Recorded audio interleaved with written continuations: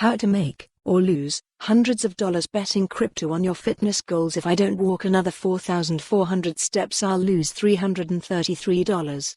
With a new app called Moonwalk, you get daily lessons in economics, and maybe healthier. 10 years of decentralizing the future. May 29 to 31, 2024, Austin, Texas. The biggest and most established global hub for everything crypto, blockchain and Web3. Register now. An early stage app called Moonwalk lets users boost the stakes for their fitness goals. Customers contribute cryptocurrencies to join a challenge, and if they fail to meet their daily step goal, they surrender money to a prize pool shared by the other participants. Salt Lake City. It was sometime around dinner as I was drinking a jungle juice that the bad news dawned on me.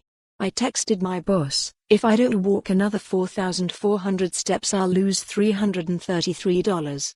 Such are the economics lessons you get when you turn your daily steps into fodder for the group building a crypto-based fitness game called Moonwalk. The premise is this: people are more likely to hit their fitness goals, say, a daily step count, when there's some external force holding them accountable. Perhaps it's their friends or a financial reward.